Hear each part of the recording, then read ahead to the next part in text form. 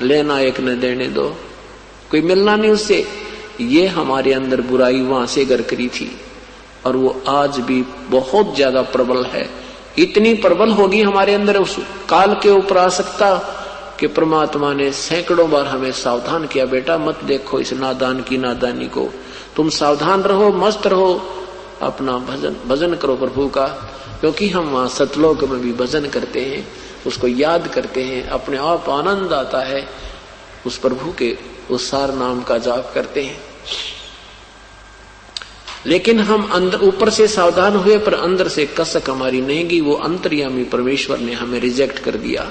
हम अपने पति भर्ता पद से गिर गए और परमेश्वर ने हमें हृदय से उतार दिया।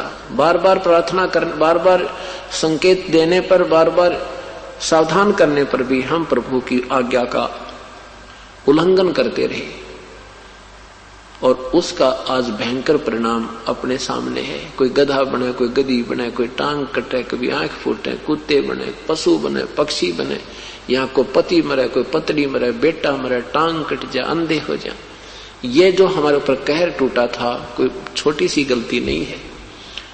ये कोई छोटी गलती नहीं थी जो हम अपने भगवान को भूल के इस नादान में, शैतान में आस्था कर बैठे।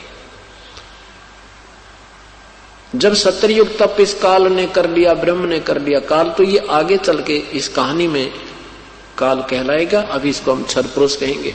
इस क्षर पुरुष ने जब सत्ययुग तप किया, पूरा हो लिया, प्रभु ने कहा कि क्या मांगता है ज्योति निरंजन, तूने सत्ययुग तक तप किया और तप के बदले केवल राज्य प्राप्त होता है।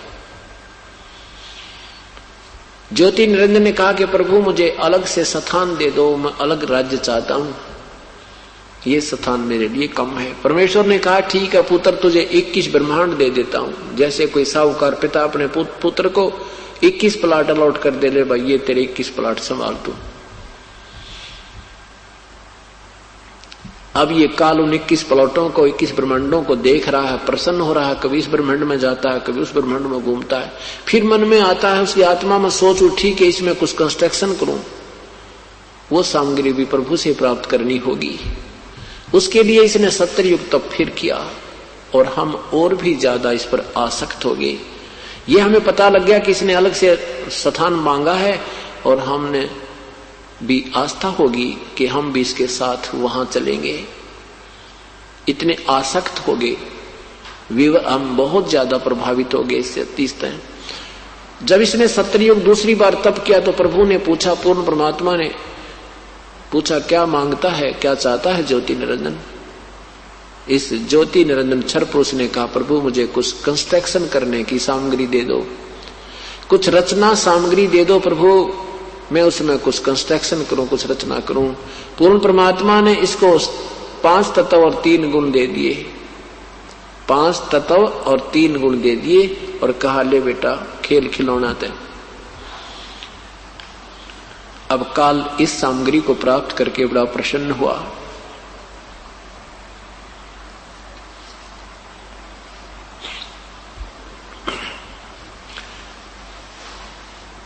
उसके बाद क्या हुआ,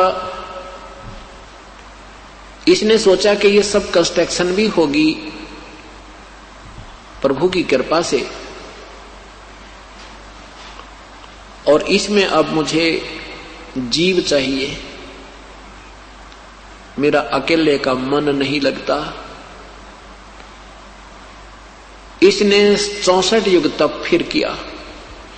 तीसरी बार जब इसने तप किया, 64 युग तप कर लिया तो प्रभु ने पूछा तू क्या मांगता है ज्योति निरंजन, जो मांगा था तुझे मैंने प्रदान कर दिया। तब इसने कहा कि परमेश्वर मुझे कुछ आत्माएं दे दो, मेरा अकेले का दिल नहीं लगता। परमेश्वर ने कहा कि देखो भाई ये मेरा अंश है, ये मेरे बच्चे हैं, क्योंकि जिस माता पिता से, जिस माँ से कोई पुत्र पुत्री उत्पन्न होती है उस माँ को पता है उसमें कितनी ममता होती है। ऐसे ही हम परमात्मा के शरीर से बाहर आए हैं, हम अपने पूर्ण परमात्मा कबीर देव से उत्पन्न हुए हैं, उसकी शब्द शक्ति से, उनके शरीर से बाहर आए हैं। हम भले ही वचन से बाहर आए हैं तो उतनी ही ममता जैसी माँ की ममता अपने बच्चों में होती है, चाहे कोई किसा बूढ़ा सा, लंगड़ा, लुल्ला, अंधा, गूंगा, किसा भी क्यों ना हो, माँ की ममता उनमें जो की तो होती है, बहुत ज्यादा होती है।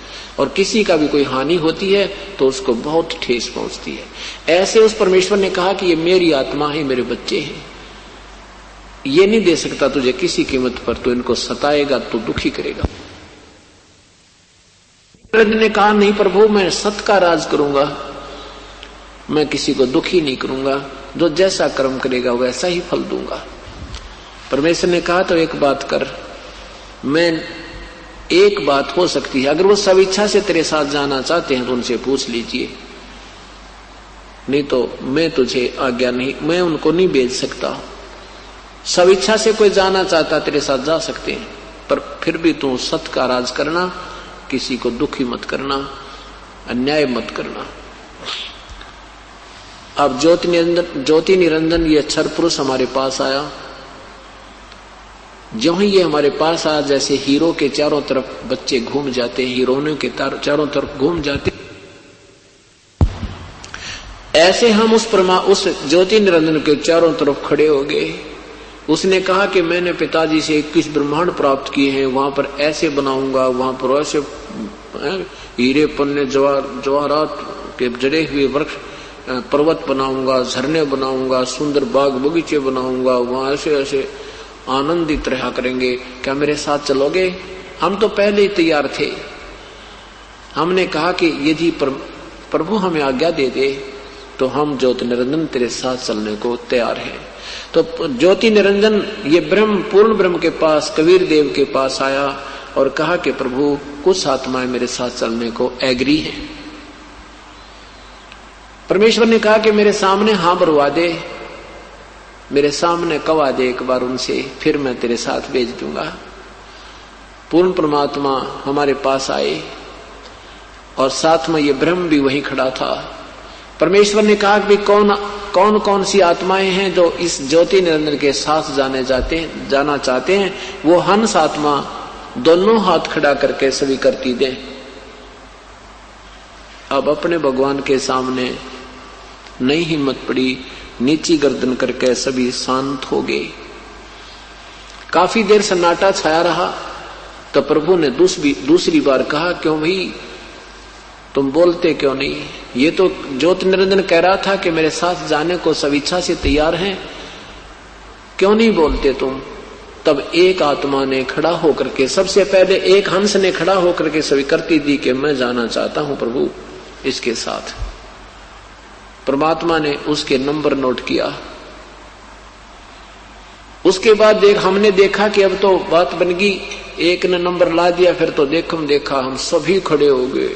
जितने भी आज इस 21 ब्रह्मांड में चींटी से लेकर हाथी तक, रंग से लेकर राजा तक, पशु पक्षी, जो भी जितनी आत्माएं, मच्छर माखी कीटाणु कुछ भी बने हैं, ये सभी आत्माएं सब इच्छा से इस काल के जाल में फंस गई। परमेश्वर ने कहा ठीक है ज्योति निरंजन, जिन जिन आत्माओं ने तेरे साथ आना चाहा है उनकी मैंने सबके नंबर मेरे कंप्यूटर में आ गए। अब मेरे पास उनके सब नंबर हैं, इनको मैं विधिवत तेरे पास भेजूंगा। भाई तू जा अपने 21 ब्रह्मांडों में। ज्योति निरंजन अपने वही ये ब्रह्मांड वही थे पहले, ये 21 ब्रह्मांड सतलोक में ही थे। तो वहां परमात्मा ने हम सभी को क्या किया, जो सबसे पहले जिस आत्मा ने, जिस हंस ने स्वीकृति दी थी, उसकी एक लड़की बना दी, एक युवा लड़की का रूप दे दिया परमात्मा ने अपनी शक्ति तय, और हम सब जीवात्माओं को सूक्ष्म रूप में, जीव रूप में, बीज रूप में उस लड़की के अंदर अंतःकरण में प्रवेश करती है। और लड़की से कहा कि बेटी मैं तुझे शब्द शक्ति प्रदान करता हूं, जितने भी जीव ये ज्योति निरंजन कहे तू शब्द से मुख से उच्चारण कर देना, उतने ही सामने ये बच्चे, जवान बच्चे उत्पन्न हो जाएंगे। जितने नर या मादा तू चाहेगी उतने ही उत्पन्न कर सकती है। ये सभी आत्माएं मैंने तेरे अंदर प्रवेश करती है। उन 16 पुत्र, प्रथम 16 पुत्र जो थे, उन 16 पुत्रों में से एक का नाम सहजदास है। एक का नाम योग संतायन अर्थात योग जीत है। सहजदास से कहा कि सहजदास, परमेश्वर ने कहा कि जा सहजदास अपनी बहन को ले जा और ज्योति निरंजन के पास छोड़िया और इसको बता देना कि मैंने इसको सब शक्ति दे दी है, जितने जीव तू कहेगा ये लड़की अपने मुख से उच्चारण कर देगी, उतने ही जीव तेरे यहां उत्पन्न हो जाएंगे। उनका शरीर तेज पुंज का होगा, नूरी शरीर होगा। ज्योति निरंजन उस लड़की को लेकर, जिसका नाम अध्या माया, प्रकृति देवी, अष्टंगी आगे चलकर पड़ा, उसका नाम अध्या माया, प्रथम माया और आधी माया भी बोलते हैं। अष्टंगी भी उसी को कहते हैं, दुर्गा भी उसी का नाम है।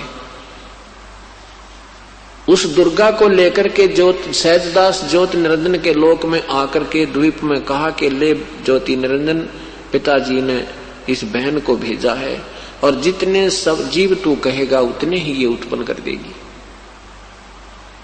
इसके पास सब शक्ति है। इतना कह करके लड़की को वहां छोड़ करके सहजदास वापस आ गया।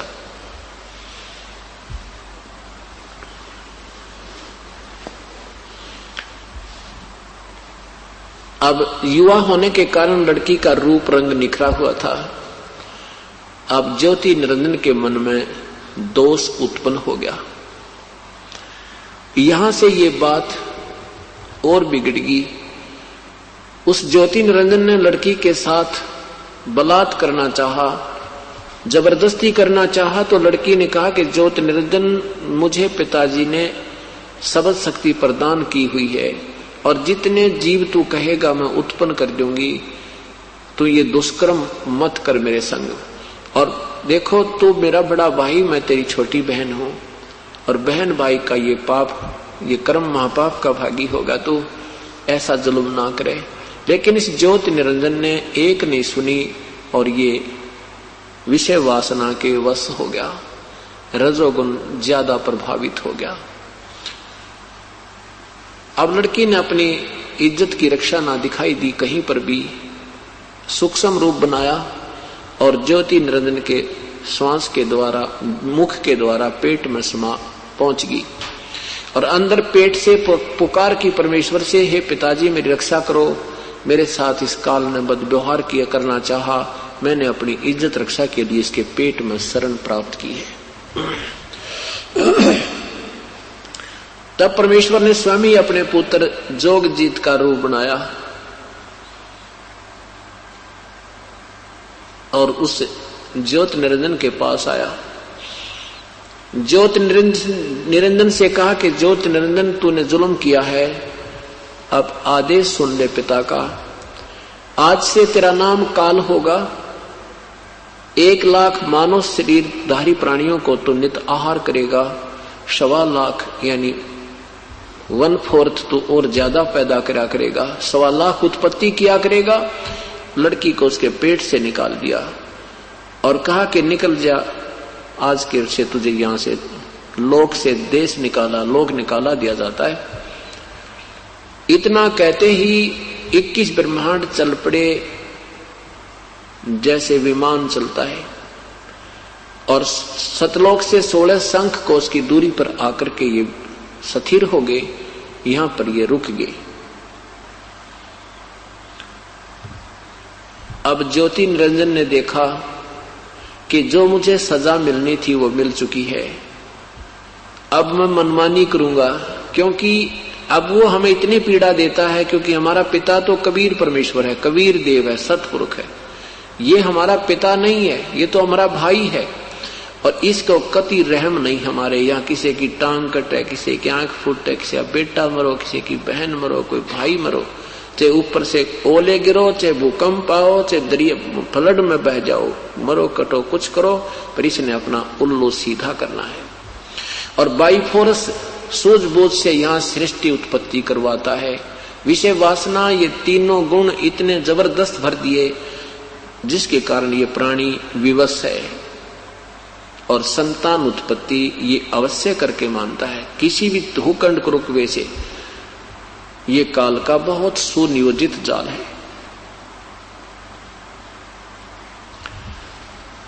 अब ज्योति निरंजन ने दुर्गा से कहा कि अब मेरा कौन के बिगाड़ेगा, अब मैं अपनी मनमानी करूंगा। उस दुर्गा के साथ फिर दुर्व्यवहार करना प्रारंभ किया। अब दुर्गा ने देखा कि ये बिल्कुल नहीं मानने वाला है और कोई स्थान नहीं तेरी रक्षा का, और पिता के साथ मैंने बदतमीजी करके हम वहां से अपने भगवान से धोखा देकर उसके हृदय से उतर चुके हैं। फिर भी इसने सोचा कि इसको मैं किसी प्रकार मना लूं, मेरे पास सबल शक्ति है और मैं सब जीव उत्पन्न कर दूंगी। इसने फिर विनय की दुर्गा ने कि निरंजन तो मेरी बात मान ले, ये मैथुन सृष्टि मत प्रारंभ कर, इसमें जीव बहुत दुखी हो जाएंगे और तू जितने प्राणी कहेगा मैं उत्पन्न कर दूंगी। फिर भी कहा कि एक बात सोच विचार करके, पहले तो और मैं एक ही पिता से उत्पन्न है, तू मेरा बड़ा भाई, मैं तेरी छोटी बहन। फिर भी इस अपनी इज्जत रक्षा के लिए और विनय करती है और अपनी एक बात समझाने की चेष्टा करती है कि तू यही बात समझ ले कि मैं तेरे पेट से निकल कर आई हूं, तेरी बेटी होगी, तो यही रहम कर ले। पर इसके मन में 19-21 का कोई अंतर नहीं आया। ज्योति निरंजन ने अपनी जबरदस्ती इसके साथ शादी की और परमात्मा ने इस कन्या को प्रजनन इंद्रिय नहीं लगाई थी, वो भी ज्योति निरंजन ने अपने स्वार्थवश अपनी सबद शक्ति से प्रजनन इंद्रिय लगाई और साथ में शादी की, जबरदस्ती शादी की। एक ब्रह्मांड में एक ब्रह्मलोक बना रखा है। ब्रह्मलोक उसके उस अलग से उसके भी ऊपरले हिस्से में एक गुप्त स्थान बनाया है। उसमें 3 स्थान बना रखे हैं, एक रजोगुण प्रधान क्षेत्र, एक सतोगुण प्रधान क्षेत्र, एक तमोगुण प्रधान क्षेत्र। जैसे किसी मकान में 3 कमरे हों, एक कमरे में अश्लील चित्र लगे हों और उसमें जो व्यक्ति जाता है तो उसकी मन की धारणा बहुत ही विकार युक्त हो जाती है। दूसरे कमरे में साधु संतों के, ऋषियों के, महर्षियों के फोटो लगे हों, उसमें जाते ही मन अपने आप शांत होने लग जाता है और प्रभु के विषय में, उन महापुरुषों के जीवन लीलाओं के विषय में विचार अपने आप विमर्श शुरू कर देता है। और तीसरा जिसमें देशभक्तों के, शहीदों के फोटो लगे हों, उसमें जाते ही इस मन में अपने आप ब्लड में करंट सा आने लग जाता है, खून खोलने लग जाता है। ऐसी जब तक उसमें रहेगा, उन महापुरुषों के चित्र देखेंगे, वैसी ही मन की धारणा बनी रहती है। तो उस ऐसे ही इस काल ने 3 स्थान बनाए हैं ऊपर। तो रजोगुण प्रधान क्षेत्र में जब ये जाता है अपनी दुर्गा पत्नी को लेकर, तो वहां ये महाब्रह्मा रूप में होता है और दुर्गा महाश्यावत्री रूप में होती है। इन दोनों के संयोग से जो पुत्र उत्पन्न होता है वो रजोगुण प्रधान हो जाता है। वो जो पुत्र होता है, जैसे माता पिता की वृत्ति होती है, ऐसी ही उस बच्चे में समावेश हो जाती है और उसको रजोगुण युक्त करके वो पैदा कर देते हैं और उसके बाद उनको एक अलग से जो है ना रख देते हैं बेहोश करके, और अपनी सिद्धि से उनको फिर परवरिश करते रहते हैं। दूसरा स्थान जो सतोगुण प्रधान क्षेत्र बनाया है ज्योति निरंजन काल ने, उसमें ये महाविष्णु रूप में होता है और दुर्गा को महालक्ष्मी रूप में रखता है। वहां इन दोनों के संयोग से जो पुत्र उत्पन्न होता है उसको ये सतोगुण प्रधान कर देते हैं। वो अपने आप ऑटोमेटिकली हो जाता है, सबतः ही वो सतोगुण प्रधान हो जाता है। उसको जब वो छोटा सा बालक से सियाना होने लगता है तो उसको बेहोश कर दवा देता है काल दुर्गा से और कहता है इसको मेरा भेद मत बताना किसी को भी। अब तीसरा जो तमोगुण प्रधान क्षेत्र है उसमें ये स्वयं महाशिव रूप में, सदाशिव रूप में होता है और दुर्गा को महा पार्वती रूप में रख करके इन दोनों के संयोग से जो पुत्र उत्पन्न होता है उसका नाम, वो तमोगुण युक्त हो जाता है, उसका नाम शिव रख देते हैं। सतोगुण प्रधान पुत्र का नाम वो विष्णु रख देते हैं और रजोगुण प्रधान क्षेत्र में उत्पन्न रजोगुण प्रधान पुत्र का नाम वो ब्रह्मा रख देते हैं।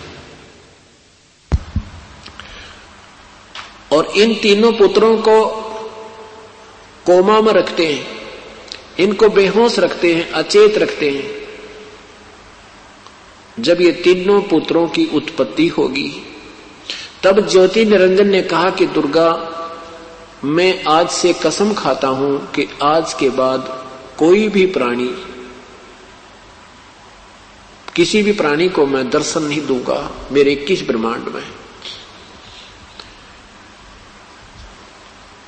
मैं कभी किसी के सामने अपने इस वास्तविक रूप में नहीं आऊंगा। मैं एकांत स्थान पर रहूंगा, गुप्त रहूंगा, अदृश्य रहूंगा, अपनी योग माया से छुपा रहूंगा। और जब ये बच्चे बड़े हो जावें, जब ये बच्चे जवान हो जावें, तब इन तीनों को सागर मंथन पर भेज देना। जो प्रथम वस्तु निकले वो पहले बड़े पुत्र को देना, प्रथम सागर मंथन में, और दूसरे सागर मंथन में हो फिर उनको एक एक वस्तु बांट देना।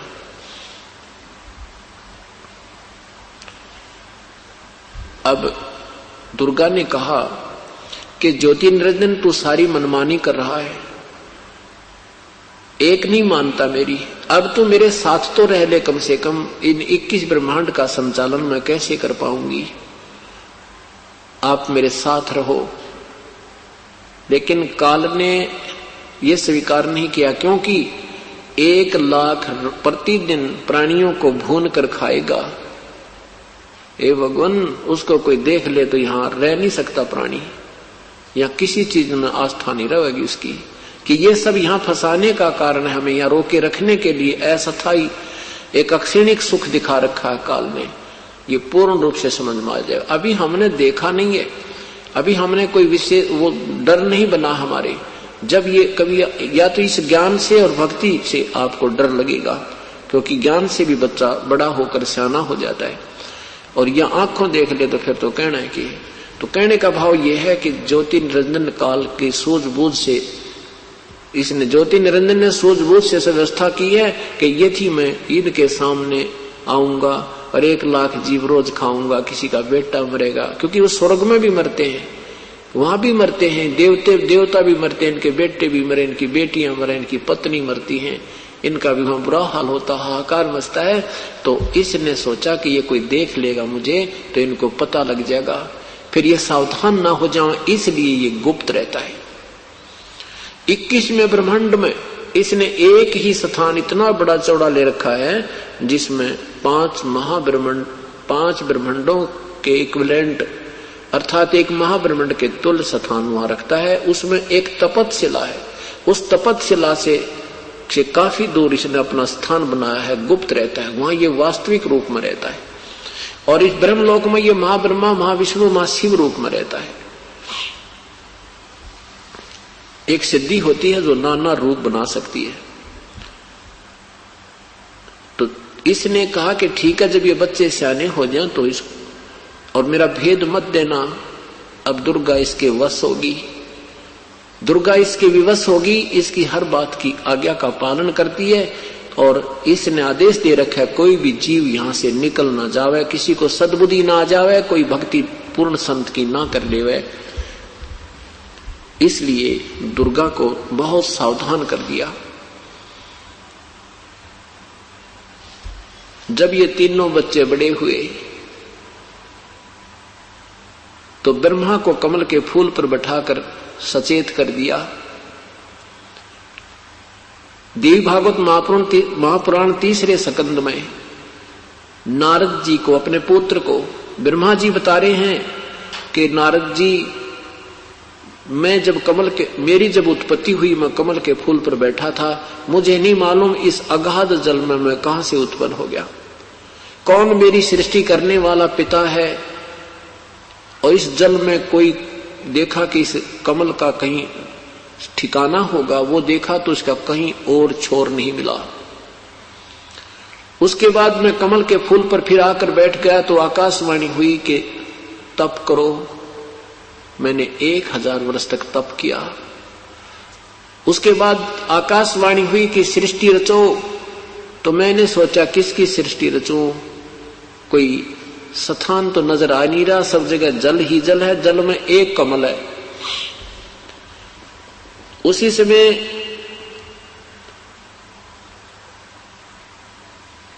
मधु और कैटब नाम के दो राक्षस मुझे आते दिखाई दिए। उनके डर के मारा मैं कमल का डंठल पकड़कर नीचे उतर गया पूरी स्पीड में। नीचे आकर देखा तो एक शेष सैया के ऊपर एक भगवान, चतुर्भुजी भगवान विष्णु अचेत पड़े थे, बेहोश पड़े थे, प्रगाढ़ निंद्रा में सोए थे। अब उसको देखकर मैं चिंतित हो गया कि मेरा ये सहयोगी भी सूता पड़ा है और इधर से दो राक्षस आ गए हैं। इतने में क्या हुआ कि श्री विष्णु जी के शरीर में एक देवी निकली या भूतनी की तरह, दुर्गा उसमें प्रवेश थी, उनको बेहोश कर रही थी। भगवान श्री विष्णु जी को बेहोश कर रखा था। उसमें से दुर्गा बाहर निकली और सामने आकाश में एक सुंदर रूप के स्त्री रूप में दिखाई देने लगी। ब्रह्मा जी ने कहा कि जब वो योग निंद्रा माया भगवान विष्णु के शरीर से बाहर निकल गई, ऊपर आभूषणों युक्त मुझे दिखाई देने लगी, तब श्री हरि यानी भगवान विष्णु उठ गए, जाग गए। मधु और कैटब के साथ उन्हें 5000 वर्ष युद्ध करके उनको मारा। इतने में भगवान शंकर भी वहां आ गए, हम 3 हो गए। तब आकाश में दुर्गा हमें दिखाई देने लगी। दुर्गा ने कहा कि बेटा तुम मेरा कार्य करो, उत्पत्ति, सतीथि और संहार तुम तीनों का कार्य है। तब हमने कहा हे माता, कहीं पृथ्वी नजर नहीं आ रही है, हम इस कार्य को करने में कैसे सफल होंगे। तब दुर्गा मुस्कुराई और उसने कहा कि बच्चों मैं अब तुम्हें एक अद्भुत दृश्य दिखाती हूं। इतने में आकाश से एक विमान आया। दुर्गा ने हमें कहा कि तुम तीनों इस विमान में प्रवेश करो, विराजमान हो। हम दुर्गा की आज्ञा का, हम माता की आज्ञा का पालन करके उसमें विराजमान हुए विमान में। दुर्गा ने यानी उस देवी ने अपनी शक्ति से विमान को आकाश में उड़ा दिया। जिस लोक में हमारा विमान पहुंचा वहां एक ब्रह्मा और विराजमान थे। ये देवी भागवत महापुराण 3रा सकंद सुना रहा हूं आपको। गीता प्रेस गोरखपुर से प्रकाशित, आप घर जाकर भी पढ़ सकते हो। वो दूसरा ब्रह्मा कौन था? ये काल था। ये महाब्रह्मा महाविष्णु महाशिव रूप में ब्रह्मलोक में रहता है और इनका भ्रम निवारण करने के लिए कहीं ये प्रभु ना पाक जावे, अपने आप को समर्थ मान के यहां मार ना खा जावे, इसलिए इनका भ्रम पहले ही निवारण कर दिया कि तुमसे अलग भी कोई शक्ति और है। ब्रह्मा जी बता रहे हैं अपने पुत्र नारद को कि उस दूसरे ब्रह्मा को देख करके श्री विष्णु और श्री शंकर जी ने मुझसे पूछा कि हे चतुरानंद, ये दूसरे ब्रह्मा कौन है? मैंने कहा कि मुझे नहीं मालूम ये कौन है दूसरे ब्रह्मा। हे भगवान, मैं कौन हूं, ये कौन है, मुझे कोई मालूम नहीं। इतने में हमारा विमान दूसरे स्थान पर पहुंचा। वहां पर एक शिव जी और एक सुंदर भवन से निकला। नंदी वृषभ पर सवार था, 3 नेत्र थे। उस दूसरे शंकर को देख करके हमारे साथ बैठे हुए शिव जी भी चक्कर में पड़ गए, कहने के ये दूसरा शंकर कौन है। इतने में हमारा विमान तीसरे स्थान पर पहुंचा जहां पर एक विष्णु और विराजमान था। उस दूसरे विष्णु को देखकर हमारे साथ बैठा हुआ विष्णु भी असमंजस में पड़ गया कि ये दूसरा विष्णु कौन है। इतने में हमारा विमान आगे चला। एक सुंदर द्वीप, एक बहुत बड़े समुद्र में पहुंचा। वहां एक सुंदर द्वीप था, उस पर एक मनोहर पलंग बिछा था, उस पर एक दिव्य रमणी बैठी थी। उस देवी के पास जाकर के हमारा विमान रुक गया। हम विमान से नीचे उतरे। पहले तो हमने कहा कि हम नहीं जानते इस देवी के विषय में, ये कौन स्त्री है। तब भगवान विष्णु ने ध्यानपूर्वक देखा कि हो ये तो अपनी माता है, और इसको मैंने देखा था जब मैं छोटा सा बालक रूप में था। ये मुझे पालने में झुला रही थी, मैं अपने पैरों के अंगूठों को चूस रहा था। इतना तो मुझे याद है, क्योंकि इस काल ने वो इसको दृष्टि दे दी का विष्णु जी को, कि इन्होंने अपने बचपन की याद आ गई। उसके बाद भगवान विष्णु ने दुर्गा की स्तुति की, स्वरूपा हो, ये संसार तुम्ही से उद्भासित हो रहा है। मैं ब्रह्मा तथा विष्णु, हमारा तो आविर्भाव और जन्म, आविर्भाव माने जन्म और तिरोभाव मीन मृत्यु होती है, हम अविनाशी नहीं है। तुम ही अविनाशी हो, प्रकृति देवी हो, सनातनी और प्रकृति देवी हो। भगवान शंकर ने कहा कि हे माता, जब आप ही से ब्रह्मा भी उत्पन्न हुए हैं, आप ही से विष्णु जी की भी उत्पत्ति हुई है, तो ये तमोगुण लीला करने वाला शंकर क्या तुम्हारी संतान नहीं हुआ? अर्थात तू मेरी भी मां है। अब इनको अब धीरे धीरे पता लगने लगा कि हमारी मां कौन है। पिता का अब भी कोई पता नहीं। तीनों देवा उसको ध्यावे, निरंजन का वो पार न पावे। अभी भी इनको नहीं मालूम कि वास्तव हमारा पिता साकार है कि निराकार है। अब दुर्गा से ब्रह्मा जी ने पूछा कि हे माता, बाद में जब वेद प्राप्त हुए, वेदों को पढ़कर ब्रह्मा ने पूछा कि हे माता, ये वेदों में लिखा है कि एक ब्रह्म है, ये ब्रह्म आप ही हो या कोई और पुरुष है? दुर्गा ने कहा, बेटा ये और मैं एक ही हैं, तुम्हारी बुद्धि बालक है इस करके तुम्हें दो नजर आ रहे हैं। फिर आगे चल के उसी देवी भागवत महापुराण में लिखा है कि तुम तीनों के तीनों अब मेरा कार्य करने के लिए जाओ, और मेरा और उस ब्रह्म का, मेरा और उस सनातन परमात्मा अर्थात ब्रह्म का तुम सदा ध्यान रखना। हम दोनों का तुम स्मरण करते रहोगे, तुम्हारा कोई भी कार्य करने में कोई भी अड़चन नहीं आएगी। यानी वहां दो सिद्ध कर दिए, क्योंकि यहां इस काल ने दुर्गा को सतर्क रखा है कि मेरा भेद मत देना। और फिर भी इसको बताना पड़ा कि वो परमात्मा भी कोई और है, यानी ब्रह्म भी है और मैं भी हूं।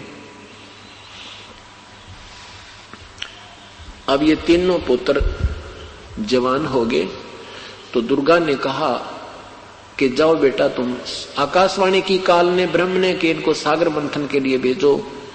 तीनों सागर मंथन पर गए। काल ने पहले ही स्वयं एक कछुए का रूप बनाया, उसके ऊपर स्वयं ही एक पर्वत रखा, उसके ऊपर एक सर्प का लपेटा लगाकर एक रस्सा बना दिया।